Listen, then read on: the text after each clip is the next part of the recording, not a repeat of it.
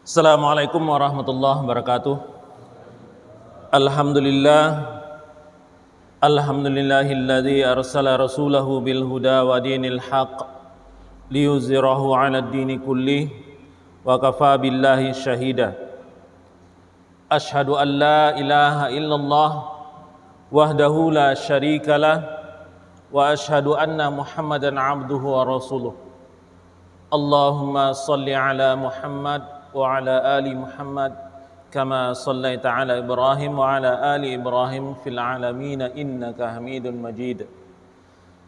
Puja dan syukur sama-sama kita panjatkan kehadirat Allah Subhanahu wa taala yang alhamdulillah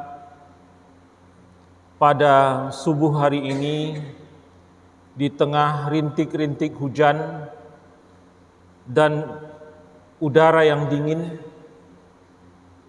di mana yang paling enak pada saat ini adalah menarik selimut atau berada di bawah selimut.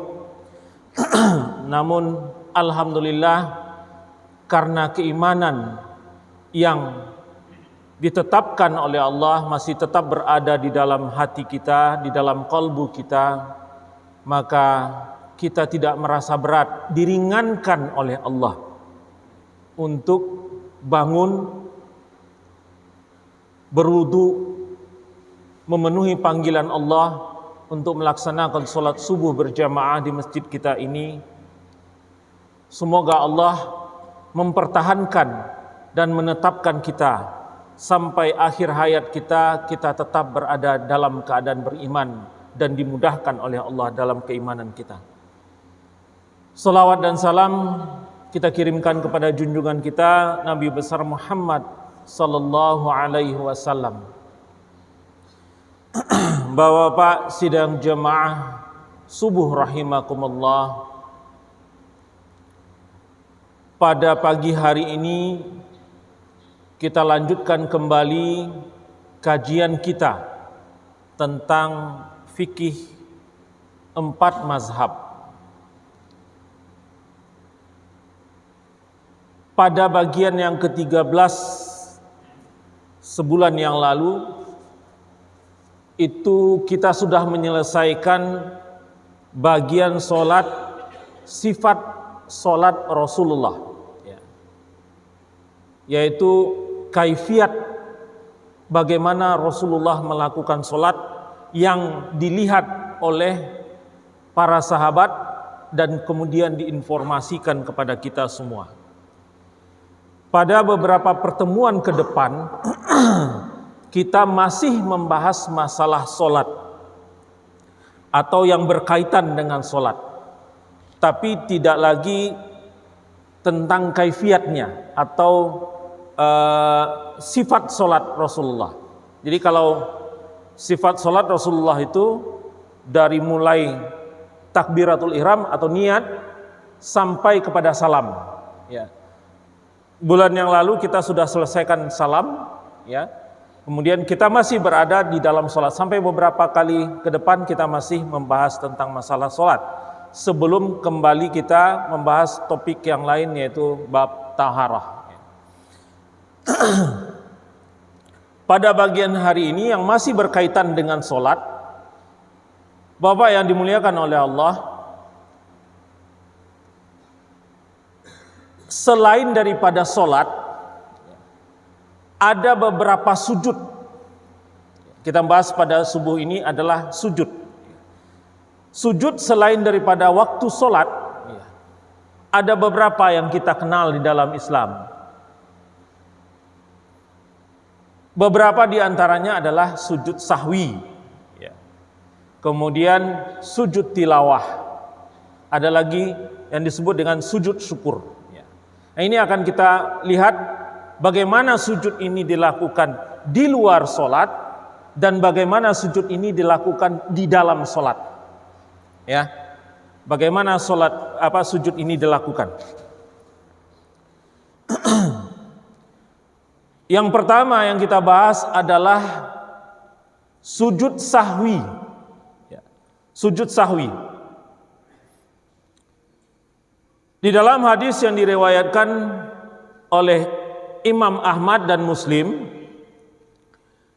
dari Abu Sa'id Al-Khudri, Rasulullah SAW bersabda, jika salah seorang kalian bimbang dalam solat dan tidak tahu sudah solat 3 atau 4 rakaat, maka buanglah kebimbangan itu dan ambillah yang yakin. Kemudian di akhir solat melakukan sujud sahwi 2 kali sebelum salam. Jika ternyata solatnya 5 rakaat, maka sujud itu menggenapkan solatnya. Namun jika solatnya sudah genap 4 rakaat, maka sujud sahwi itu membuat setan marah. Ini hadis yang pertama dari Abu Sa'id Al-Khudri yang diriwayatkan oleh Imam Ahmad dan Imam Muslim. Kita lihat dulu dalilnya ya. Hadis yang kedua adalah dari Sayyidah Aisyah radhiyallahu anha, siapa saja yang lupa sebelum selesai solat, maka pada akhir solat sebelum salam disyariatkan untuk sujud 2 kali. Kita perhatikan di dalam 2 hadis ini yang saya warnain warna kuning. Ini persamaannya adalah sujudnya sama-sama 2 kali, ya, dan dilakukan sebelum salam. Dilakukan sebelum salam. Hadis yang ketiga dari Ibnu Mas'ud, jika salah seorang kalian bimbang di dalam solat, maka pilihlah yang benar, lalu sempurnakanlah solatnya hingga salam, disusul dengan sujud 2 kali. Hadis riwayat jamaah kecuali At-Tirmizi. Kalau disebut hadis riwayat jamaah, kita sudah tahu, kita sudah jelaskan bahwa ini semua imam hadis mengatakan ya ikut pengecualian di belakangnya. Jadi ada 7 imam hadis ya, itu semua menyatakan itu kalau disebut dengan hadis riwayat jamaah. Kemudian yang kelima, yang keempat diriwayatkan dari Sauban, setiap kali lupa dalam solat harus diganti 2 sujud setelah salam. Hadis riwayat Imam Ahmad, Abu Daud dan Ibnu Majah. Ya, Bapak lihat keempat dalil ini semua sama tentang jumlah kali sujudnya, yaitu sujudnya 2 kali. Namun berbeda di dalam meletakkan sujudnya. 2 hadis yang pertama meletakkan sujudnya sebelum salam. 2 hadis yang kedua meletakkan sujudnya itu setelah salam. 2 sujud yang pertama sebelum salam, 2 sujud yang kedua setelah salam. Jadi sebelum salam ataupun setelah salam, dua-duanya punya dalil. Ya, dua-duanya punya hujah.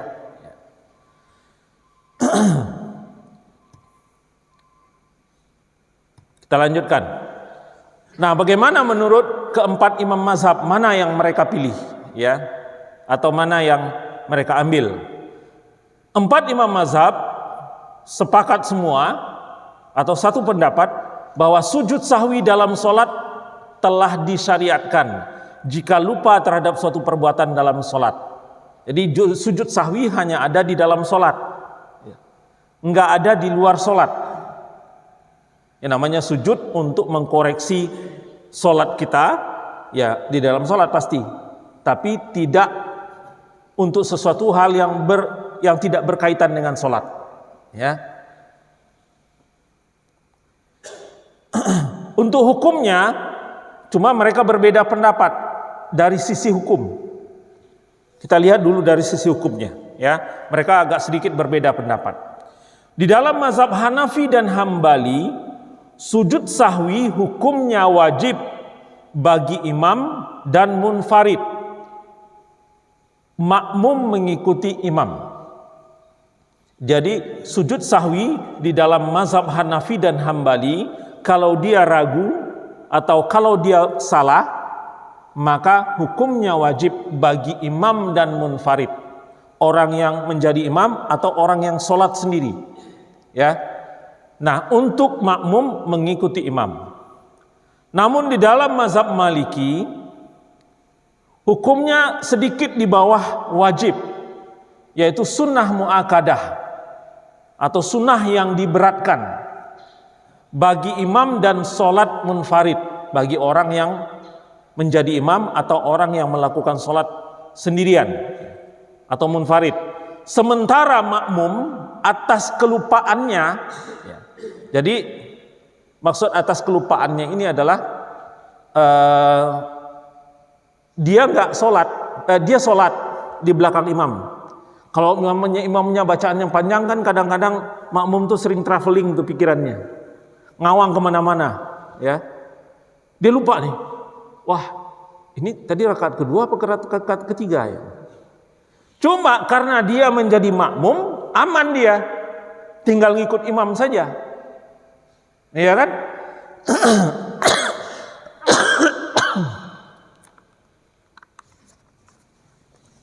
Karena dia menjadi makmum, dia aman, cukup ngikut imam saja, selesai masalah ya. Sehingga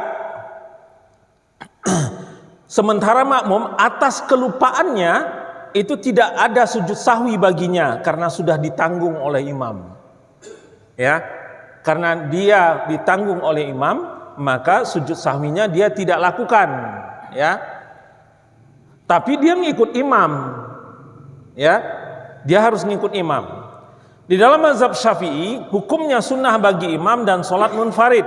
Sedangkan makmum atas kelupaannya tidak sujud sahwi karena dia berada di bawah tanggungan imam. Namun jika imam sujud sahwi, maka dia wajib sujud mengikuti imamnya. Ya. Nah, keempat imam sepakat bahwa jika sujud sahwi tertinggal atau ditinggalkan, sholatnya tetap sah, tidak batal, kecuali ada beberapa pendapat di dalam mazhab Hambali.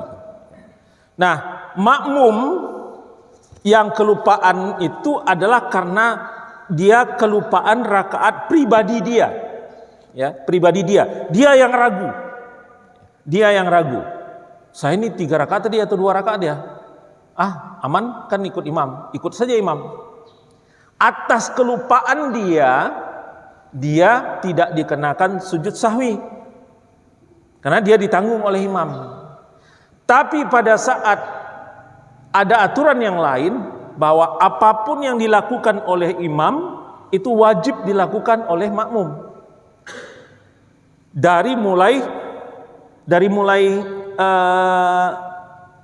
takbiratul ihram sampai kepada salam. Nah, apabila imamnya melakukan sujud sahwi sebelum salam, maka makmum wajib ikut. Karena kalau makmum tidak ikut, sholatnya batal. Hati-hati di sini ya, perhatikan. Ini bisa membatalkan sholat. Apabila imam sujud sahwi sebelum salam, maka makmum wajib hukumnya untuk ikut sujud sahwi. Namun apabila imamnya sujud sahwi setelah salam,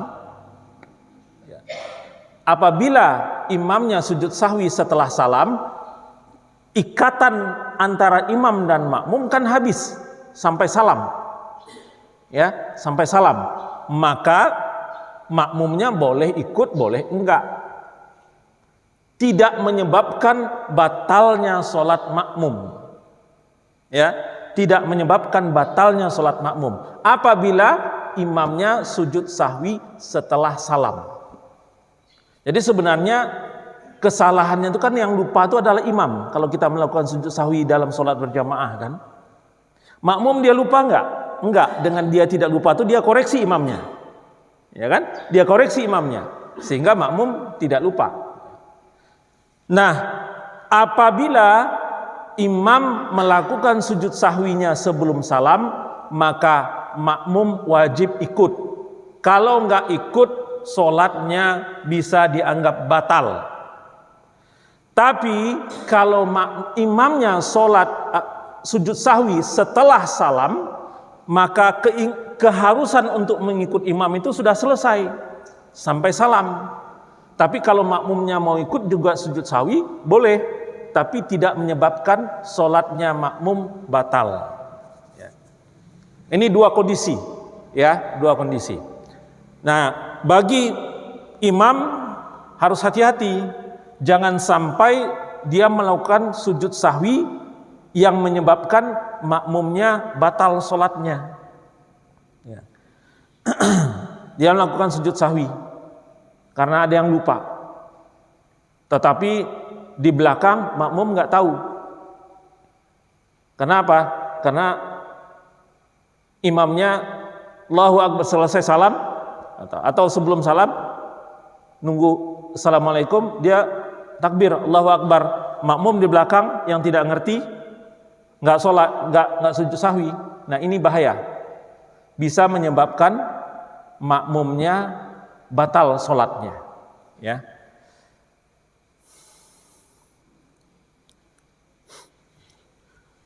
Tempat sujud sahwi jika sadar sebelum salam, ya.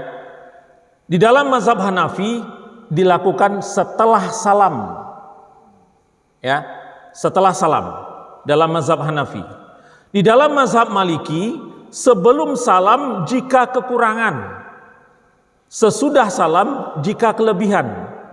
Jika terjadi keduanya, kelebihan dan kekurangan, maka sujud sahwinya 2 kali sebelum dan sesudah salam. Nah, ini agak beda ya, Maliki. Jarang kita temukan. Dia ragu dua-duanya salah.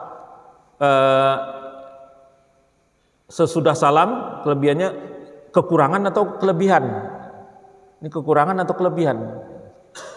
Maka dia lakukan 2 kali sujudnya, sujud sahwinya. Sebelum salam sekali, setelah salam sekali. Kalau dia merasa dua-duanya terjadi, kelebihan atau kekurangan. Ya. Dalam mazhab Syafi'i itu sebelum salam, baik kelebihan ataupun kekurangan. Ya. Dalam mazhab Syafi'i sebelum salam, baik kelebihan ataupun kekurangan. Di dalam mazhab Hambali boleh sebelum atau setelah salam, namun lebih afdol sebelum salam. Ya. Boleh sebelum atau setelah salam, namun lebih afdol dilakukan sebelum salam. Ini di dalam mazhab Hambali. Nah, keempat imam mazhab berbeda-beda nih. Cuma ini tidak dijelaskan secara eksplisit. Yang dimaksud adalah apakah di dalam sholat berjamaah atau sholat munfarid. Ya. Yang pengertian yang mereka melakukan sujud sahwi ini. Tapi dalam pengertian saya ini maksudnya adalah untuk dua-duanya, ya. Baik munfarid atau pada saat menjadi imam. Ya. Maka ada 2 pendapat, atau empat-empatnya pendapat berbeda. Hanafi mengatakan setelah salam. Kalau Maliki tergantung kurang atau lebih. Kalau kurang di sebelum salam, kalau lebih setelah salam. Ya.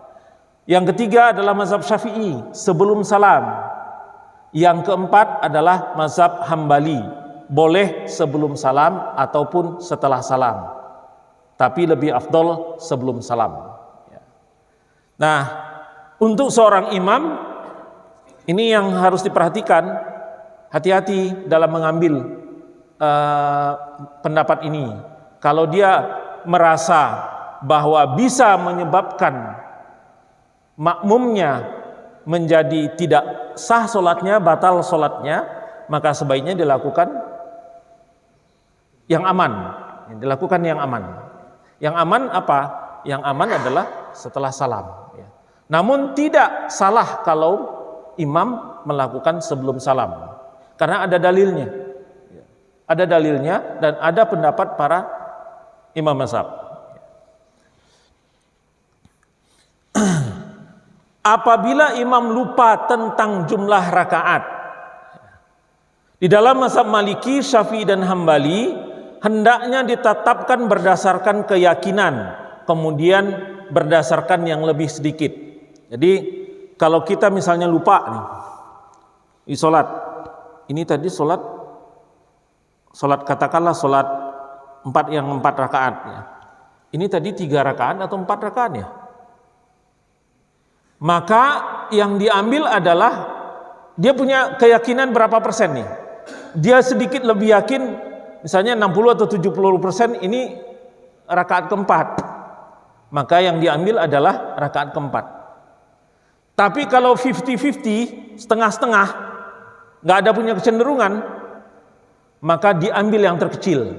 Yang terkecil itu maksudnya adalah yang sudah dilakukan. Kalau ragu antara 3 dengan 4, maka ambil 3. Berarti dia tambah 1 rakaat lagi. Ini yang di dalam hadis yang pertama, kalau kelebihan, kalau kurang itu mencukupi, kalau lebih itu membuat setan marah. Yang di dalam hadis yang pertama tadi, ya. Jadi ikuti dulu kecenderungan hatinya. Kalau dia tidak punya kecenderungan, artinya sama saja nih persentasenya, lupanya 3 atau 4, maka ikutin yang paling rendah. Ya.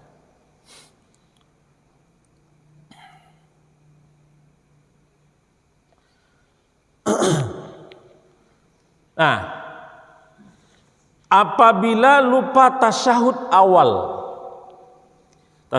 di rakaat kedua ya, di rakaat kedua, begitu rakaat kedua dia langsung berdiri, nggak tasyahud dulu, ya, lupa ketinggalan tasyahud awalnya, dia lupa ketinggalan tasyahud awalnya, maka di dalam mazhab Syafi'i jika ingat setelah berdiri maka tidak boleh merunduk kembali.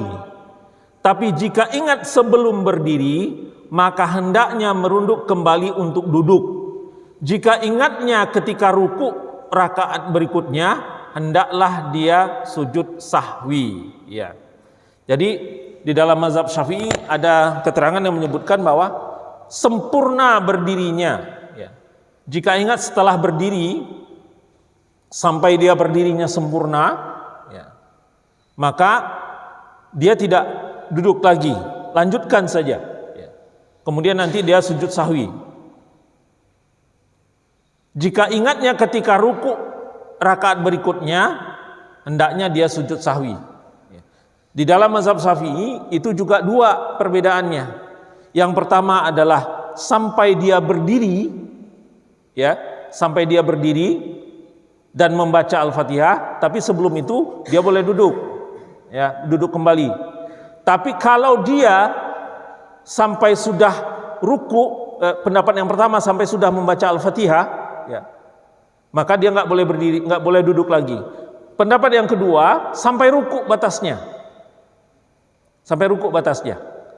Ruku, kalau sebelum ruku dia sudah baca Al-Fatihah, tapi belum ruku dia bisa duduk kembali. Ini pendapat yang kedua di dalam mazhab Syafi'i. Ya, ada 2 pendapat di dalam mazhab Syafi'i. Kalau dia sudah ruku, batasannya ruku. Kalau dia sudah ruku, maka lanjutkan saja. Nanti sujud sahwinya adalah nanti sujud sahwi di belakang. Kenapa? Karena tasyahud awal itu bukan termasuk rukun, ya. Karena tasyahud awal tidak termasuk rukun. Jadi boleh ya dengan sujud sahwi. Nah, kemudian di dalam mazhab Maliki, apabila punggungnya telah terpisah dengan tanah, ia tidak boleh duduk kembali. Jadi maksudnya apabila punggungnya telah terpisah dengan tanah, itu adalah dia sudah berangkat berdiri. Artinya dia tidak duduk. Sudah berdiri dia, itu artinya dia sudah, punggungnya sudah terpisah dengan tanah. Itu dalam bahasanya seperti itu, ya saya tinggal kutip saja bahasanya seperti itu. Tapi pengertiannya adalah apabila dia sudah berdiri, maka dia enggak duduk lagi. Ya. Ini dalam mazhab Maliki. Nah, di dalam mazhab Hambali, jika ingatnya sebelum membaca Al-Fatihah, ya, Jika ingatnya sebelum membaca Al-Fatihah, boleh memilih duduk kembali atau meneruskannya. Boleh memilih duduk kembali atau meneruskannya. Namun yang lebih utama tidak duduk kembali. Ya. Yang lebih utama tidak duduk kembali di dalam mazhab Hambali. Batasnya adalah membaca Al-Fatihah. Kalau ingatnya sebelum membaca Al-Fatihah, boleh dia memilih duduk kembali atau tidak. Tapi kalau sudah membaca Al-Fatihah, lanjutkan sholatnya. Kemudian nanti di ujung dia sujud sahwi. Ya, ini tempat apabila tasyahud awalnya terlupakan. Apabila seseorang berdiri untuk rakaat kelima karena lupa, ada rakaat kelima nggak Pak? Sholat? Nggak ada ya? Nah, apabila seorang berdiri untuk rakaat kelima, artinya dia lupa nih, ya, 4 rakaat atau 5 rakaat, 4 rakaat atau 3 rakaat, diambil keputusan 3, ternyata itu adalah 4 ya. Maka yang terakhir itu menjadi rakaat kelima, ya kan? Ya. Apabila seorang berdiri untuk rakaat kelima karena lupa, lalu dia teringat, ya, ini untuk rakaat yang sudah lebih nih, artinya kelebihan rakaat kelima. Ya. Maka di dalam mazhab Syafi'i, Maliki dan Hambali, hendaknya dia duduk kembali kalau dalam keadaan rakaat keempat belum membaca tasyahud, maka hendaknya membaca tasyahud di rakaat kelima. Lalu sujud sahwi. Kalau sudah, hendaknya terus sujud sahwi dilanjutkan salam. Jadi kalau di dalam mazhab Syafi'i, Maliki dan Hambali, dia lakukan rakaat kelima. Tiba-tiba di rakaat kelima ini dia ingat, ini udah kelebihan. Maka dia langsung duduk. Ya, dalam kondisi apapun dia duduk. Sudah membaca Al-Fatihah kah? Atau sudah membaca yang lain, atau bahkan setelah ruku dia langsung duduk tahiyat akhir. Kalau dia belum tahiyat, ya pasti dia belum tahiyat lah. Kalau dia sudah tahiyat akhir, dia ingat ini rakaat keempat artinya, ya. Kalau dia belum membaca tahiyat, maka dia lanjutkan dengan tahiyat, kemudian duduk sujud sahwi. Di dalam itu 3 mazhab, Syafi'i, Maliki dan Hambali berpendapat sama untuk rakaat yang kelima, ya. Di dalam mazhab Hanafi, jika ingatnya sebelum sujud rakaat kelima, hendaklah dia duduk kembali. Kalau Hanafi membatasi, kalau itu belum sampai pada sujud di rakaat kelima, masih ruku, maka dia langsung duduk untuk menyelesaikan rakaat keempatnya. Ya, kalau dia ingatnya. Tapi kalau dia sudah sujud baru ingat, maka lanjutkan rakaat kelima, kemudian nanti dia sujud sahwi. Ya. Jadi batasannya kalau Syafi'i, Maliki dan Hambali dalam kondisi seperti apapun, dia teringatnya bahwa ini adalah kelebihan, maka dia langsung duduk. Kalau di dalam mazhab Hanafi dibatasin sampai dia sebelum sujud. Sampai sebelum sujud. Dia masih rukuk, rakaat kelima, dia ingat, ini rakaat kelima, salah saya. Maka dia langsung duduk. Ya. Kita lanjutkan. Ya, silakan.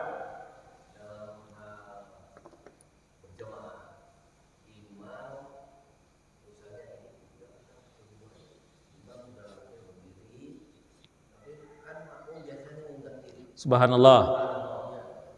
Yang saya tanyakan, dasarnya perintah harus makmum mengingatkan imam subhanallah itu apa? Ada dalilnya apa? Terus dalam hal yang kedua, apakah imam sujud sahwi juga apakah lebih ataukah kekurangan? Karena makmum biasanya mengingatkan subhanallah. Ya. Ada dalilnya untuk suruh mengingatkan itu, cuma saya nggak bawakan dalilnya saat sekarang. Ya, nanti insya Allah suatu saat akan kita sampaikan. Kemudian yang kedua, apakah imam itu melakukan sujud sahwi juga? Kan sudah diingetin. Ya. Sujud sahwi itu adalah karena dia lupa. Imam melakukan itu kan karena dia lupa. Ada syak di dalam hatinya. Ya kan? Ada keraguan di dalam hatinya. Walaupun dia sudah diingatkan oleh makmum.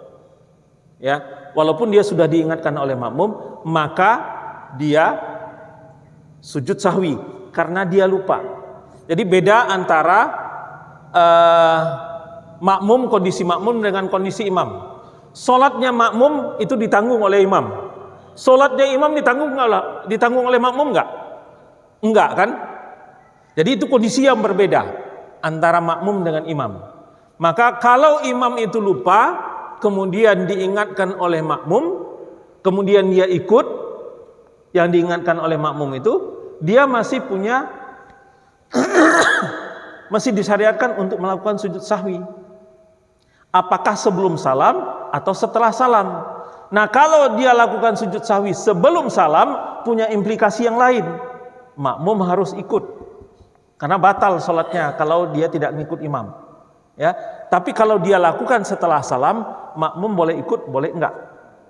Tapi si imam masih disyariatkan untuk melakukan sujud sahwi karena dia terlupa. Jadi sujud sahwi itu adalah karena terlupanya, ragunya. Walaupun sudah diingatkan oleh makmum. Sujud sahwi. Nah, kalau yang sholatnya munfarid,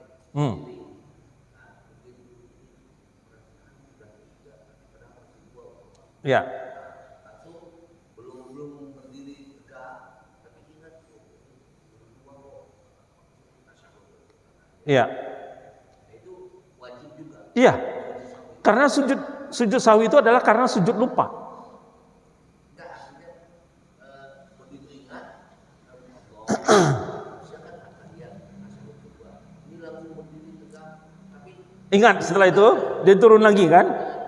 Dia turun lagi, dia lakukan. Iya, dia tetap lakukan sujud sahwi. Kenapa? Karena ada timbul keraguan di dalam hatinya kan? Ini 2 atau 3? Udah mau berdiri, enggak, ini ketiga nih. Nah, atau ini kedua nih.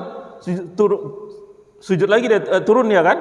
Turun, dia tetap melakukan sujud sahwi untuk menghapus keraguan-raguannya itu. Nah, itu yang 2 tadi pendapatnya. Boleh ada hadis yang mengatakan dilakukan sebelum salam, ada hadis yang melakukan setelah salam. Ya.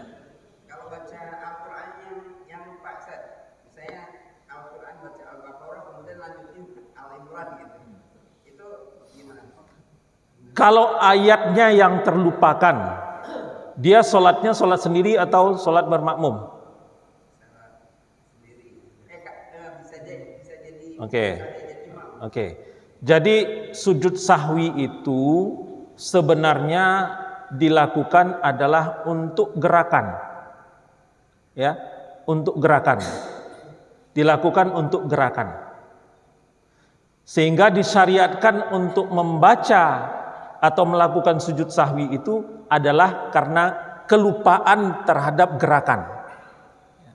Kemudian kalaupun dia lupa di dalam ayat, maka tidak diwajibkan untuk sujud sahwi, tapi dia boleh melakukan sujud sahwi atas kelupaannya. Kenapa?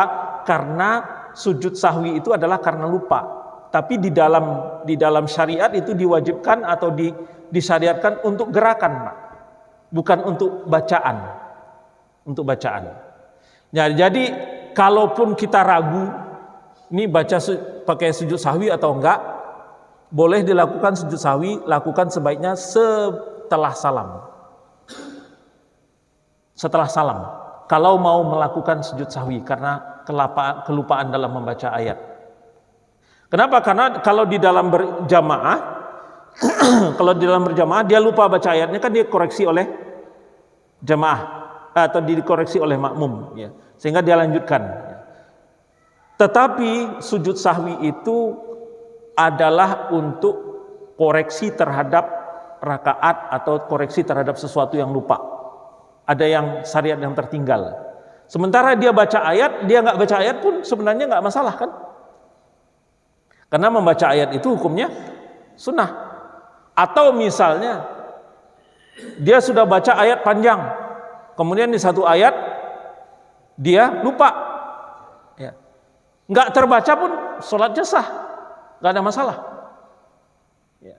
Tapi untuk menghapus keraguan-raguan di dalam hatinya, kalau dia mau melakukan sujud sahwi, boleh-boleh saja, ya, boleh-boleh saja, tapi lakukan di luar sholat setelah salam. Dalam hal lupa, dalam hal lupa bacaan yang afdol itu katakanlah bacaan yang macet, diulangi lagi dan ayat sebelumnya masih mandang juga macet, diulangi lagi sampai 2 kali lagi. Seyogyanya kan ada yang mengatakan harus langsung saja sujud begitu macet, enggak ingat sama sekali lanjutannya, atau diulang dari ayat sebelumnya juga masih lupa, langsung Allah Akbar, atau bagaimana? Ya, tapi yang pasti makmunya nggak boleh lanjutin aja deh, nggak boleh ngomong begitu gitu loh. Karena ini ada kejadian ya, waktu saya kecil juga ada kejadian ya. Jadi kalau imam udah mandek, nggak usah ngeyel lah gitu loh. Nggak usah ngeyel. Ada 2 jalannya. Kalau salah kan sekali diingetin, kemudian dilanjutkan, benar kan? Benar, gitu kan. Lanjut, itu nggak ada masalah. Ya. Tapi diingatkan, salah lagi diingatkan, salah lagi diingatkan, salah lagi. Yaitu sebaiknya adalah imam itu bisa pilih. Ada 2 kondisi. Kalau dia sudah lebih dari 3 ayat, ya, dia lebih dari 3 ayat baca ayatnya, maka dia sebaiknya langsung sujud saja. Ya. Kalau dia kurang dari 3 ayat, maka sebaiknya dia pindah surat. Ya lari aja lah ke Qul huwallahu ahad, gitu. Gampang kan, lebih gampang gitu kan. Lompat ke Qul huwallahu ahad gitu. Nah, aman gitu kan, aman ya gitu.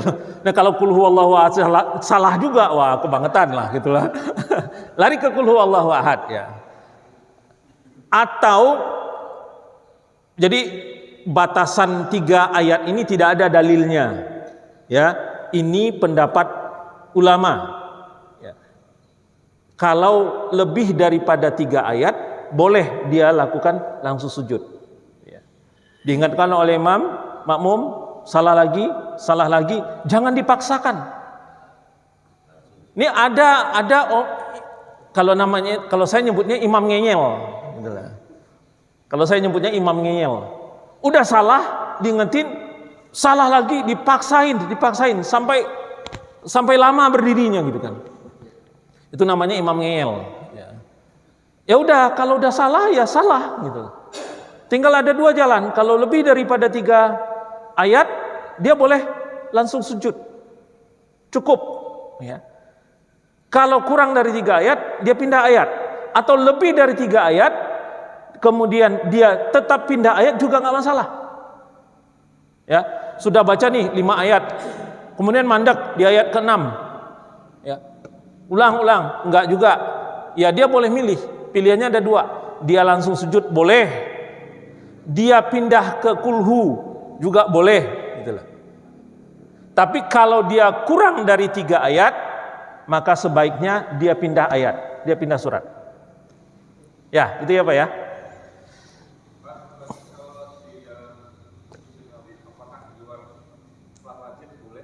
Gimana?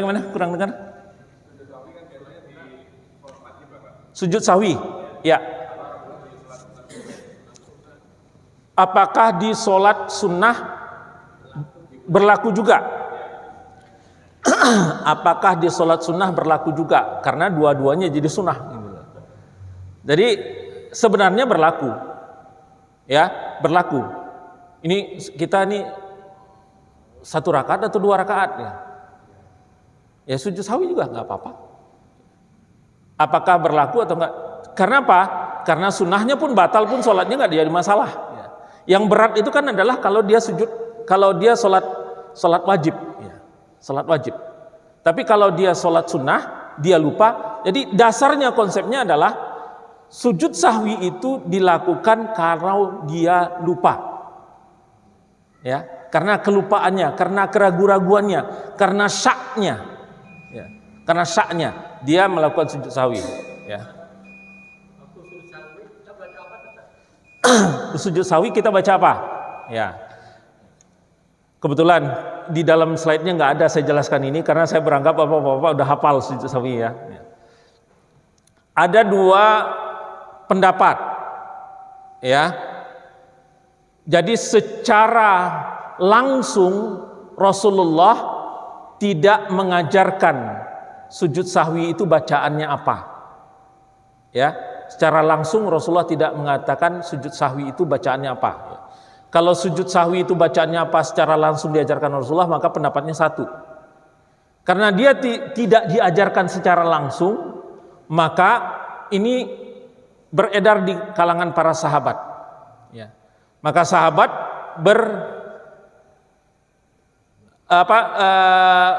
ada yang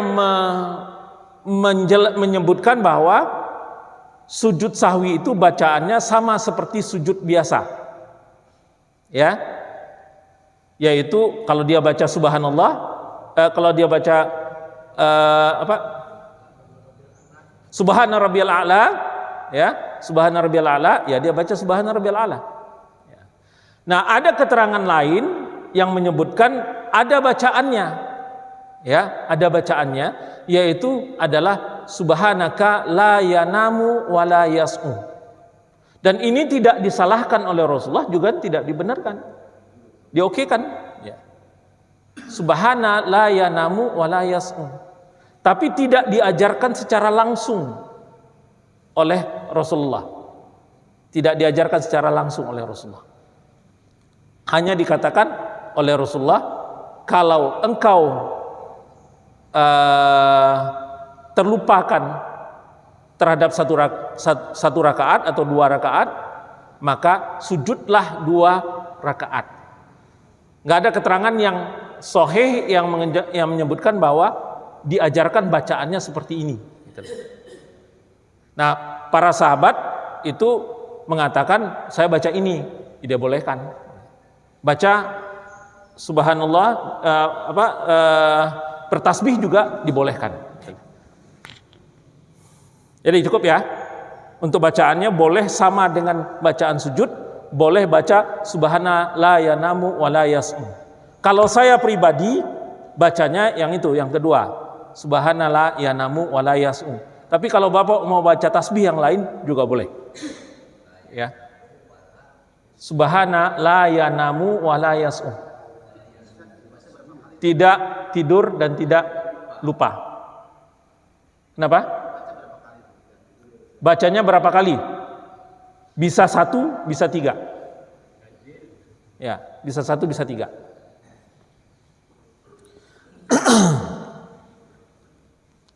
Baik, kita lanjutkan dengan sujud tilawah, ya.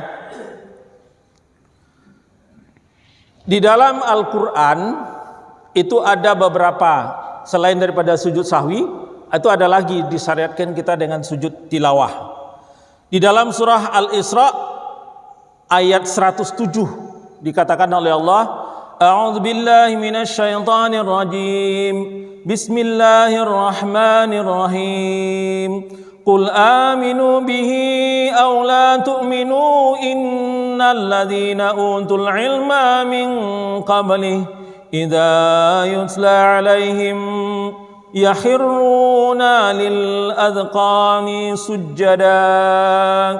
Katakanlah, berimanlah kamu kepadanya atau tidak usah beriman, sama saja bagi Allah. Sesungguhnya orang-orang yang diberi pengetahuan sebelumnya, apabila Al-Quran dibacakan kepada mereka, mereka menyungkur atas muka mereka sambil bersujud. Ini salah satu dalil diperintahkannya atau disyariatkannya untuk sujud tilawah.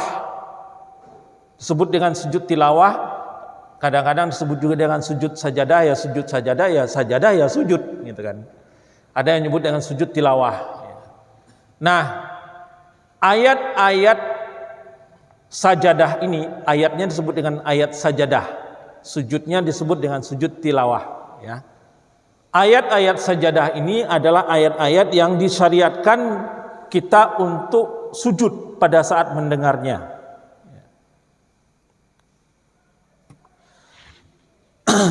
Kita sampaikan beberapa hadis, ya.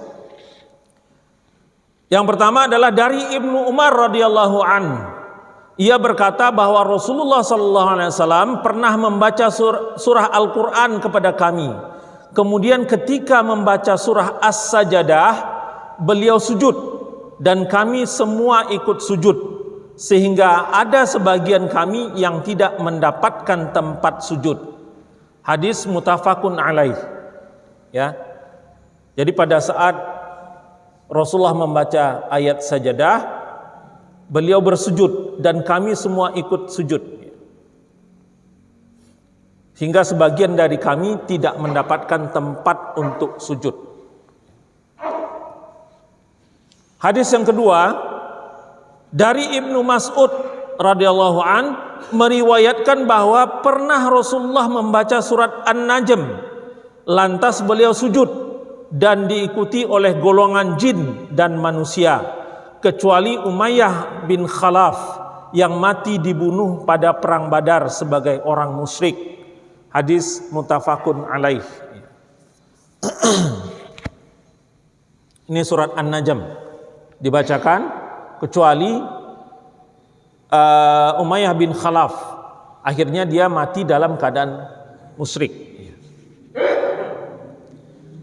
Hadis yang ketiga dari Zaid bin Sabit radhiyallahu an meriwayatkan bahwa ia berkata, aku dan para sahabat lainnya pernah membaca surat An-Najm di hadapan Rasulullah sallallahu alaihi wasallam, namun tidak ada seorang pun dari kami yang sujud.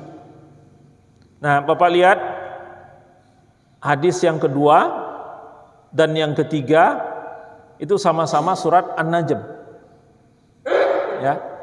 Kondisi hadis yang kedua sujud, malah di dalam hadis ini sedikit merupakan bentuk ancaman. Kalau tidak sujud itu akan sama seperti Umayyah bin Khalaf. Ya. Namun di di hadis yang ke-8 meriwayatkan bahwa aku dan para sahabat lainnya pernah membaca surat An-Najm di hadapan Rasulullah. Tidak ada seorang pun dari kami yang sujud. Hadis riwayat Ad-Darqutni. Ya. Jadi kondisi pertama An-Najm dibaca sujud. Kondisi kedua An-Najm dibaca enggak sujud. Ya. Jadi seperti ada pertentangan, ya, seperti ada perbedaan. Ya. Nanti kita lihat kenapa, implikasi hukumnya apa. Ya. Nah, hukum sujud tilawah di dalam mazhab Hanafi wajib bagi orang yang membaca dan yang mendengarkan. Ya. Jadi hukum sujud tilawah itu wajib bagi orang yang membaca dan yang mendengarkan. Malikiyah, Syafi'iyah dan Hanabilah, ya, artinya mazhab Maliki, mazhab Syafi'i dan mazhab Hambali, hukumnya sunnah baik yang membaca atau yang mendengarkan. Ya. Jadi kalau Hanafi hukumnya wajib, kalau tiga mazhab yang lain, Maliki, Syafi'i dan Hambali, hukumnya sunnah. Baik yang membaca atau yang mendengarkan. Nah, di dalam mazhab Hanafi dan Syafi'i, hukumnya sama baik yang sengaja mendengarkan atau tidak sengaja mendengarkan. Jadi ada konteks yang lain nih. Kalau tadi hukumnya wajib Hanafi bagi yang mendengarkan, yang membaca atau yang mendengarkan. Ya. Kemudian Malikiyah dan Syafi'iyah Hanabilah mengatakan hukumnya sunnah. Sama nih, baik yang baca atau yang mendengarkan. Nah, yang kedua, keterangan yang kedua itu ada perbedaan, yaitu membaca dan mendengarkan secara sengaja atau mendengarkan secara tidak sengaja. Apa ini maksudnya? Dalam mazhab Hanafi dan Syafi'i hukumnya baik sama, baik yang sengaja atau tidak sengaja mendengarkan.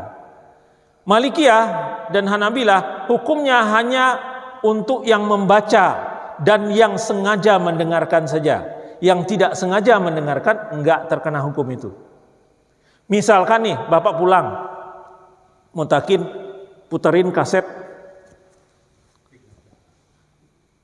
Muammar biasanya kan, puterin kaset Muammar. Tiba-tiba di ayat sajadah. Itu namanya kondisi tidak sengaja mendengarkan. Kalau kondisi yang sengaja mendengarkan ini, kita semua nih lagi ngaji. Lagi ngaji dalam satu kelompok. Ada yang membaca dan yang lain mendengarkan. Itu sengaja mendengarkan. Atau nih, kita lagi seperti ini, ya. Kita lagi ngaji seperti ini.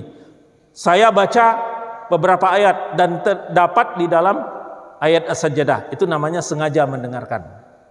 Ya, sengaja mendengarkan.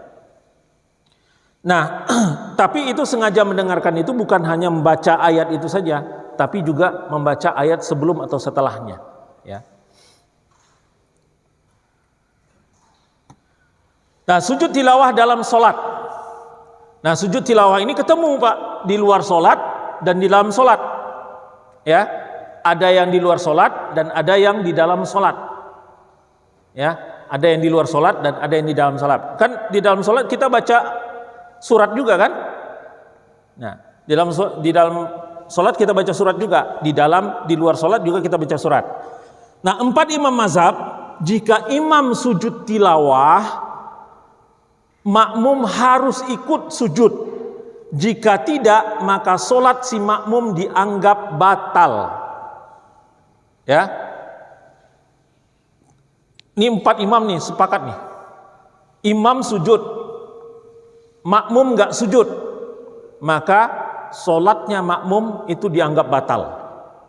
Semua imam sepakat ini. Satu pendapatnya. Atau yang lain terbalik. Imam mazhab 4 imam mazhab sepakat bahwa makmum sujud tilawah sendiri, sementara imamnya tidak sujud, maka sholat si makmum dianggap batal juga. Jadi misalnya nih, imam sholat, baca ayat, baca surat, yang di dalamnya ada ayat sajadah, ya, ayat sajadah. Kemudian si imam tidak sujud, kan hukumnya tadi ada yang sunnah kan? Ya, si imam menganggap bahwa hukumnya sunnah. Dia tidak lakukan. Ya, dia tidak lakukan. Batal sholatnya enggak. Tapi ada si makmum yang tahu nih ayat ini.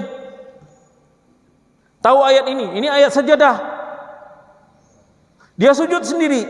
Si imam enggak sujud, dia sujud sendiri. Sholatnya batal. Ya. Atau dia lagi sholat. Si imam sholat. Ini yang pertama, kondisi yang pertama. Imamnya baca ayat sajadah, imamnya sujud. Si makmumnya ngeyel, nggak mau sujud. Si makmum batal sholatnya. Ya, ini tidak ada perbedaan pendapat di dalam oleh para ulama. Keempat mazhab sepakat nih tentang ini.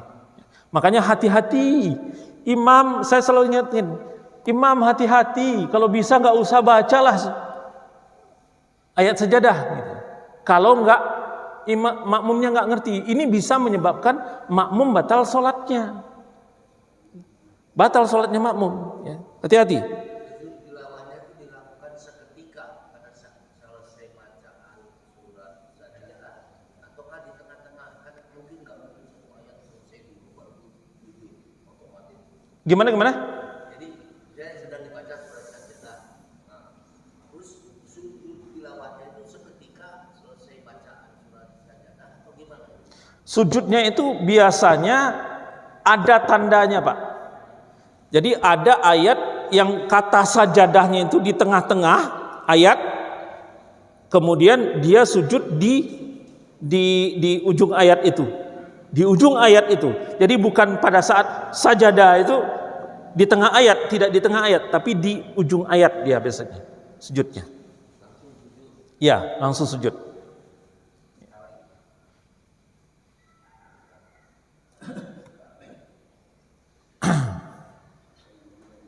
Kemudian syarat wajib sujud tilawah diantaranya adalah jumhur ulama mengatakan Islam berakal, balik, suci, haid dan nifas. Jadi bagi orang yang nifas, bagi orang yang haid nggak perlu sujud sajadah tilawah karena dia tidak termasuk, ya. Malikiyah dan Hanabilah layak dijadikan imam salat. Jadi orang yang sujud tilawah itu, yang membaca ayat itu adalah orang yang layak menjadi imam salat. Ini dalam mazhab Maliki dan Hambali. Maksudnya adalah kalau yang baca ayat itu perempuan, yang dengar adalah laki-laki, nggak wajib untuk ikut sujud, ya. Syafi'iyah, anak kecil yang mumayyiz sunnah sujud tilawah, ya. Kalau Syafi'iyah, anak kecil yang baca ayatnya dan anak kecil itu mumayyiz, dia sunnah untuk melakukan sujud tilawah. Kemudian dikit lagi ya, syarat sah sujud tilawah. Jumhur ulama sepakat suci dari hadas kecil dan besar, suci dari najis baik badan, pakaian atau tempat, menutup aurat, menghadap kiblat dan niat. Jadi sujud tilawah itu disyariatkan adalah menghadap kiblat, ya, menghadap kiblat. Hanafiyah berpendapat tidak disyariatkan takbiratul ihram, penentuan waktu dan salam. Penentuan waktu dan salam, ya. Kemudian khatib makruh membaca ayat sajadah hingga harus turun dari mimbar untuk bersujud, ya. Jadi dalam sujud tilawah mazhab Hanafi tidak disyariatkan takbiratul ihram, ya, tidak disyariatkan takbiratul ihram. Beda dengan mazhab yang lain nanti, ya. Mazhab Hanafi tidak syariatkan takbiratul ihram. Jadi dia begitu baca ayat sajadah, dia langsung saja sujud. Kemudian sujud satu kali, ya. Kalau ayat sajadah sujudnya satu kali, bukan dua kali, ya. Habis itu dia langsung berdiri, ya, lanjutkan bacanya. Kalau di dalam sholat, kalau di luar sholat, ya dia lanjutkan baca Al-Qur'annya, ya. Lanjutkan tanpa salam, tanpa takbiratul ihram, ya. Tidak disyaratkan takbiratul ihram dan salam, ya. Malikiyah menambahkan yang membaca boleh untuk dijadikan imam. Untuk wanita, anak-anak tidak berwudu, tidak perlu diikuti untuk sujud, ya. Jadi mempersyaratkan kita ngikut kalau yang baca itu adalah orang yang pantas untuk jadi imam. Kalau perempuan kan nggak pantas jadi imam, laki-laki, ya, maka dia tidak disyariatkan untuk sujud. Dalam mazhab Syafi'i menambahkan disyariatkan mengucapkan takbiratul ihram dan salam setelahnya. Nah, beda nih antara Syafi'i dan Hanafi, ya. Syafi'i pakai takbiratul ihram, Allahu Akbar, dia turun sujud. Kemudian Allahu Akbar, dia lanjut lagi, ya. Kalau dia di luar sholat, Allahu Akbar, ya. Kemudian setelah itu dia salam, duduk salam. Kalau di luar sholat, kalau di dalam sholat dia nggak pakai salam. Kalau di luar sholat dia pakai salam. Beda dengan Hanafi tadi, Hanafi nggak pakai salam, ya, Hanafi nggak pakai salam. Disyariatkan mengucapkan takbiratul ihram dan salam setelahnya. Kemudian, nah di dalam mazhab Syafi'i ini jelaskan tidak diniatkan sujud tilawah saat membaca ayat dalam sholat karena bisa membatalkan sholat kecuali membaca surat As-Sajadah pada sholat subuh karena termasuk sunnah.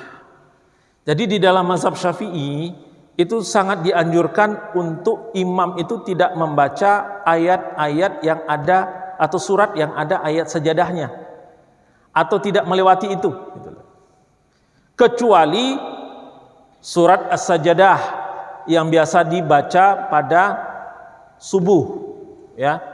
Jadi ada beberapa tempat, di tempat saya juga sama, ya, tempat saya juga sama, tempat saya kecil dulu, itu setiap Jumat subuh itu dibaca ayat sajadah surat As-Sajdah.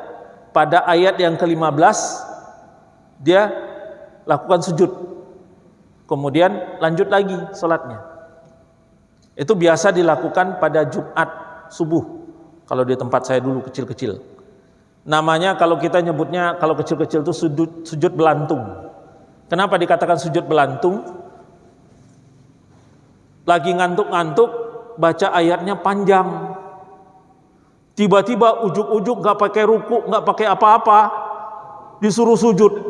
Ngantuk-ngantuk disuruh sujud, bruk kepalanya gitu kan. Belantung itu ya kejedot itulah. Kejedot. Tiba-tiba kaget suruh sujud, orang pada sujud semua gitu kan. Ya kita ikut sujud. Habis itu ya berdiri lagi, lanjut lagi baca ayat sejadahnya, surat sejadahnya. Ini ada dalilnya ya. Rasulullah sering melakukan ini. Sering melakukan walaupun tidak kontinu setiap saat ya. Tapi pernah dilakukan beberapa kali dilakukan oleh Rasulullah membaca surat As-Sajdah pada sholat subuh ya, sholat subuh.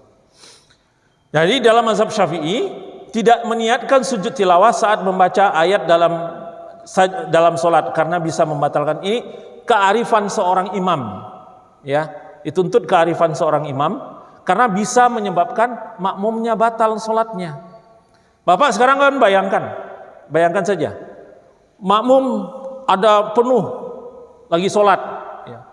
Imam baca, tiba-tiba imam baca Allahu Akbar. Nah, makmum yang di ujung sana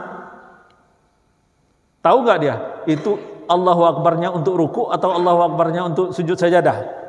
Kalau dia nggak hafal ayat sajadahnya, nggak tahu kan, dia nggak ikut akhirnya.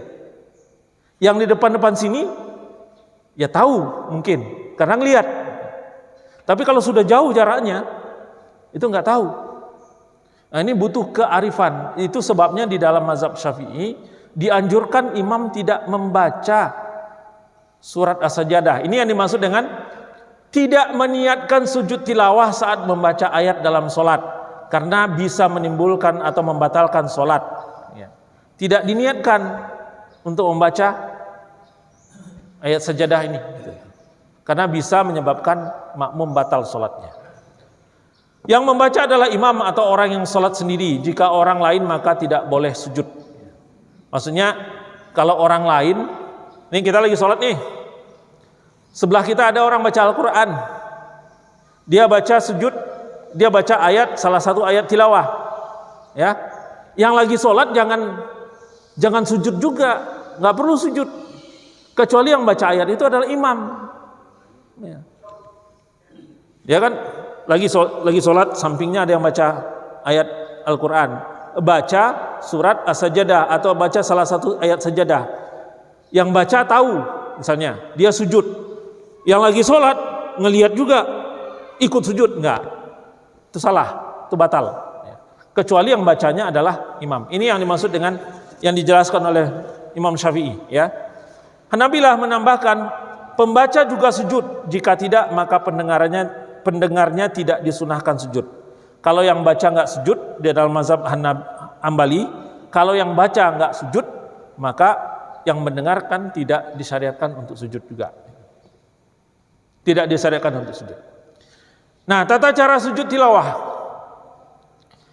Hanafiyah dan Malikiyah bertakbir tanpa mengangkat kedua tangan. Sujud seperti sholat, kemudian takbir kembali untuk bangkit tanpa tasyahud dan tanpa salam. Mazhab Hanafi dan Maliki bertakbirnya tanpa ngangkat tangan,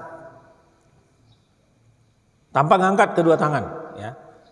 Kemudian sujud seperti salat, kemudian takbir kembali untuk bangkit tanpa tasyahud dan tanpa salam. Di dalam mazhab Syafi'i dan Hambali, dalam sholat bertakbir tanpa mengangkat tangan. Jadi takbirnya itu nggak ngangkat tangan dalam sholat. Ya takbir aja, Allahu Akbar turun, nggak pakai Allahu Akbar. Jadi hanya mengucapkan takbir tanpa mengangkat tangan. Dalam sholat bertakbir tanpa mengangkat tangan, dan ketika turun dan bangkit tanpa duduk istirahat. Nah, dalam mazhab Syafi'i itu kan ada duduk istirahat ya. duduk antara pada waktu seorang yang lagi sujud mau berdiri, kan duduk dulu sebentar, ya. Nah, ini kalau untuk sujud tilawah nggak pakai duduk istirahat, langsung, ya. Saya contohin.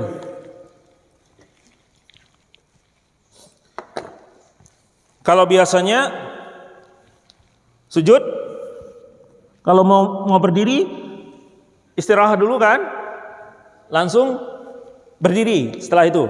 Nah, kalau sujud tilawah tidak, dari sujud langsung berdiri, nggak pakai istirahat, ya, nggak pakai duduk istirahat.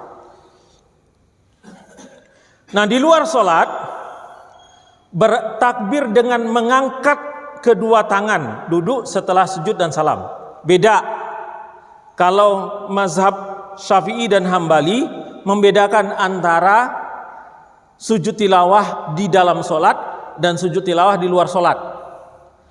Kalau sujud tilawah di dalam sholat bertakbir tanpa mengangkat tangan, ya. Kalau sujud tilawah di luar sholat bertakbir dengan mengangkat kedua tangan. Jadi kalau lagi tilawah, dia bertakbir mengangkat tangan dalam keadaan berdiri. Kalau dia dalam keadaan duduk, dia tidak harus mengangkat tangan. Ya, kalau dari dalam keadaan berdiri, dia mengangkat tangan. Kalau di luar sholat, ya. Kalau dalam sholat nggak pakai ngangkat tangan. Kemudian jika bacaan sholat berakhir di ayat sajadah, ayat sajadah yang letaknya di akhir surat apa? Ada yang tahu? Ya, bukan surat Iqra, surat Al-Alaq, ya. Kallala yasjud waqtarib, ya. Wasjud waqtarib. Itu ayat ke-19, ayat terakhir, ya. Ayat yang terakhir. Nah, kondisinya jika bacaan sholat berakhir di ayat sajadah atau merupakan ayat terakhir dari surat, maka bisa digabung dengan ruku dan sujud. Tapi jika tidak berhenti dan melanjutkan dengan membaca 3 ayat atau lebih, maka wajib sujud tilawah sendiri, ya. Jadi misalnya kan begini, kalau ayat itu, surat yang dibaca itu adalah surat yang terakhirnya adalah surat ayat sajadah, contohnya dalam surat Al-Alaq, maka itu ada 3 kondisi boleh dilakukan, ya. Ada 3 kondisi yang boleh dilakukan. Pertama, dia langsung ruku seperti biasa, ruku, sujud, ya. Kemudian dia berdiri lagi, sudah selesai, anggap itu 1 rakaat. Dengan catatan dia nggak lanjutkan lagi, ya. Ya karena di ujung akhir kan nggak ada lanjutannya. Ya. Jadi sujud tilawahnya sudah diwakili dengan ruku dan sujud. Ya. Kemudian yang kedua adalah dia pada saat membaca wasjud waqtarib, kemudian dia sujud langsung, lakukan sujud tilawah, kemudian dia berdiri, dia harus lanjutkan dengan ayat. Dia lanjutkan dengan ayat yang lain. Ya, dia lanjutkan dengan ayat yang setelahnya. Kelanjutannya, setelah Al-Alaq surat apa ya? Pokoknya lanjutan setelah surat Al-Alaq, dia lanjutkan, ya. Nah, yang ketiga adalah dia sujud wasjud waqtarib, dia sujud, kemudian dia berdiri, ya. Kemudian tanpa melanjutkan bacaan dia ruku. Jadi setelah sujud, tetap berdiri, baru dia ruku. Ini 3-tiganya boleh dilakukan, ya. 3-tiganya boleh dilakukan. Kalau dia membaca ayat yang terakhirnya adalah surat ayat sajadah, ya, yang di penghujungnya ayat sajadah. Boleh dia lakukan itu, ya. Tiga-tiganya. Kalau saya biasanya memilih yang pertama. Kalau saya, ya, kalau saya memilihnya yang pertama. Kalau saya baca surat Al-Alaq, kemudian setelah wasjud waqtarib, saya ruku, saya sujud. Ya. Dan itu sudah dianggap sebagai satu rakaat dan sudah mewakili juga sujud tilawahnya. Ya. Tapi tiga-tiganya boleh dilakukan.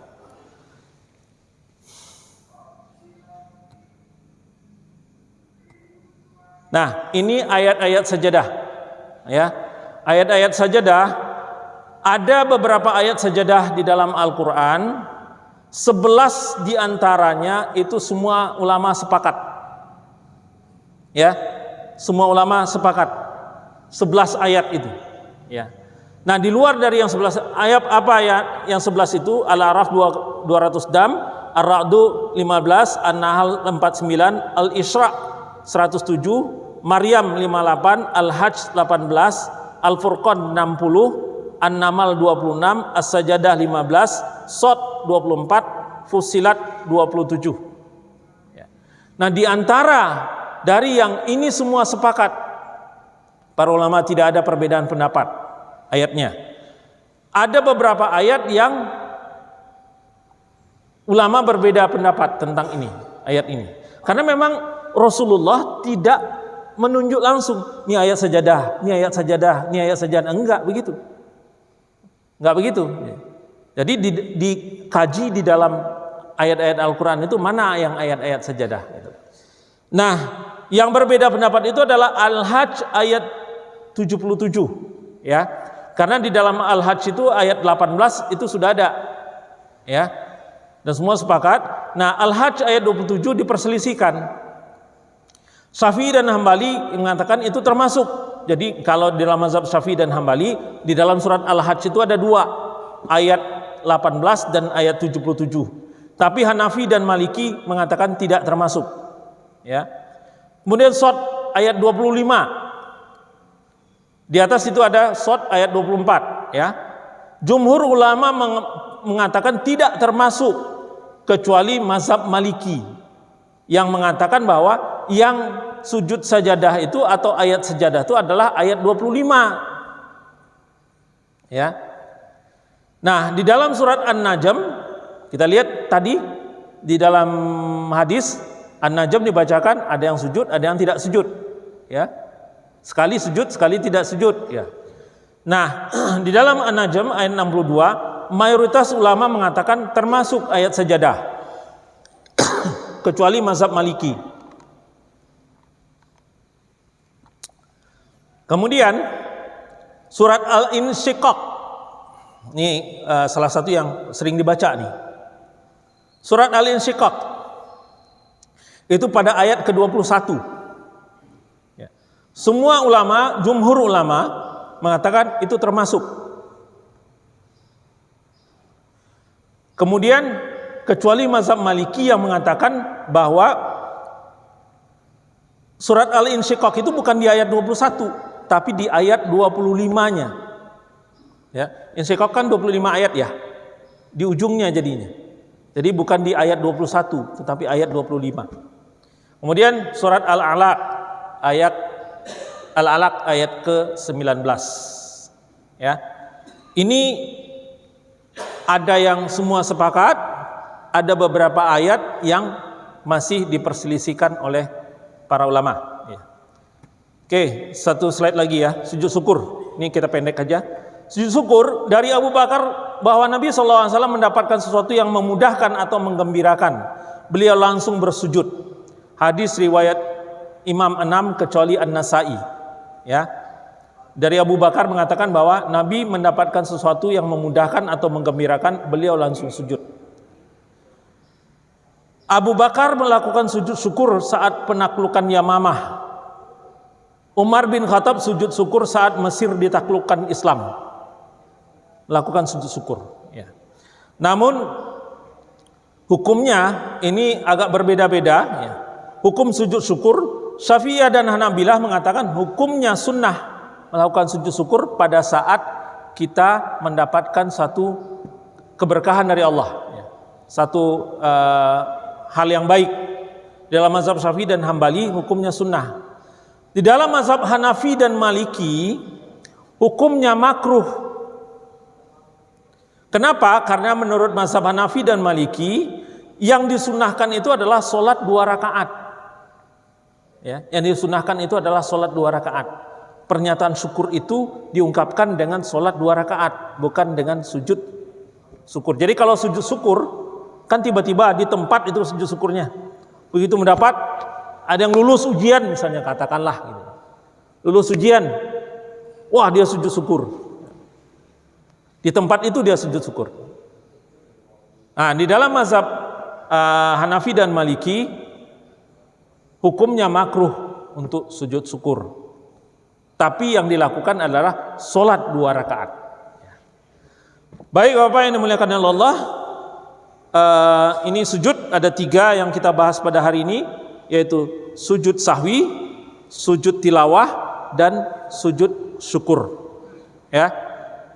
Baik, sebelum saya tutup, ada yang ingin ditanyakan? Tafadhol, silakan. Ya Pak. Pak, nih.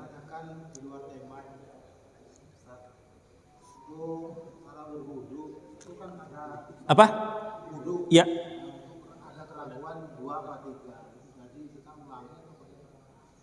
Wudu.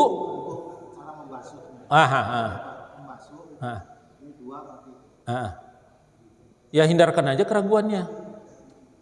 Kalau ragu dengan 2 dan 3, ambil 2 saja, tambahin 1 lagi, lebih kan nggak masalah kan? Ya kan? Lebih nggak masalah kan? Jadi gini, 3 itu hukumnya sunnah, ya, bukan wajib. Wajibnya 1. Ini hadis diriwayatkan dari Ali bin Abi Thalib, melakukan 3 kali. Tetapi wajibnya hanya 1. Jadi kalau Bapak ragu 2 sama 3, ya udah ambil aman aja. Kalaupun ternyata Bapak ambil 3, ternyata 2, enggak membatalkan wudu. Kenapa? Karena sunnahnya 3 kali, wajibnya sekali. Ya, oke, ada lagi? Itu dulu ya. Bacaan sujud tilawah. Nah, bacaan sujud tilawah sama saja dengan sujud sawi. Ada yang membaca sujud tilawahnya itu sama dengan sujud biasa. Kalau bacaan sujud biasa, tasbih biasa. Tapi ini versinya macam-macam. Ya, versinya macam-macam. Ada yang membaca tasbih seperti membaca sujud yang lain. Ya, ada yang membaca ada beberapa versi nih. Ada beberapa versi. Saya sendiri nggak hafal semua versinya. Ya, saya sendiri nggak hafal versinya. Kalau sujud tilawah itu, ya, boleh membaca subhanallah, pokoknya tasbih yang biasa dibaca di dalam sujud boleh, sama saja dengan sujud sawi, ya. Boleh juga membaca doa-doa yang lain yang diajarkan, ya. Ada keterangannya, dalilnya ada. Jangan bilang nggak ada dalil. Saya juga pernah dengar, ya, ada yang mengatakan dalilnya bid'ah. Enggak, bukan bid'ah, bukan mengada-ada, tapi dia aja nggak ketemu dalilnya, ya. Kalau saya biasanya membaca sajada wajhiya lillazi khalaqahu wa saqa samhahu bihaulihi wa quwwatihi. Kalau saya membaca itu, tapi baca yang lain juga bisa. Subhanallah walhamdulillah wala ilaha illallah wallahu akbar, boleh. Atau membaca yang sama dengan dibaca pada waktu sujud, subhana rabbiyal a'la wa bihamdi, juga boleh. Itu Pak Bambang. Jadi boleh, ada variannya, bermacam-macam variasi. Kenapa? Karena memang tidak diajarkan satu oleh Rasulullah. Ya, tidak diajarkan satu oleh Rasulullah. Baik, ada lagi? Betul? Ya. Jadi dalam sholat itu kalau keraguan imamnya baca sujud sahwi, makmum kan wajib. Dan tadi di tilawah juga begitu dalam sholat. Imam yang melakukan sujud tilawah, makmum wajib ikut. Ini kan wajib. Nah, di dalam sholat subuh, saya nggak bahas soal masalah kunutnya ya. Imam kan ada yang kunut, ada yang tidak kunut. Nah, si makmum ini imam kunut, tapi dia tidak ikut kunut, atau makmum tidak baca kunut, tapi dia sendiri berhenti baca kunut. Nah, makmum ini tidak mengikuti imam itu batal atau tidak sholat? Karena tadi tilawah wajib, Ya. dan sahwi juga wajib karena si imam melakukan itu, makmumnya menjadi wajib. Nah, kalau dalam sholat kunut itu wajib atau tidak? Ya. Jadi gini, prinsipnya adalah imam itu diikuti oleh makmum. Ya, imam itu diikuti oleh makmum. Apapun yang dilakukan oleh imam. Ya. Nah, khusus untuk kunut ini memang agak sedikit bermasalah. Ya. Saya nggak bahas. Ya, saya paham. Karena kasus kunut kan kita sudah bahas bulan yang lalu. Kalau kunut memang agak sedikit bermasalah. Kenapa? Karena ada pendapat imam yang berbeda dalam kasus ini. Ya, dalam mazhab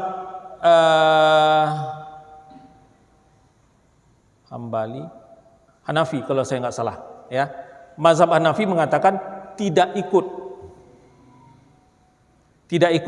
Jadi artinya kalau kunut imamnya kunut, ya, imamnya baca kunut, di dalam mazhab Hanafi makmumnya tidak boleh ikut, diam saja. Ya. Kalau di dalam mazhab Maliki, ya, makmum kunut, ya. Kalau mazhab Hambali itu mengaminkan, ya, mengaminkan. Kalau mazhab Syafi'i dan mazhab Maliki memang kunut dia.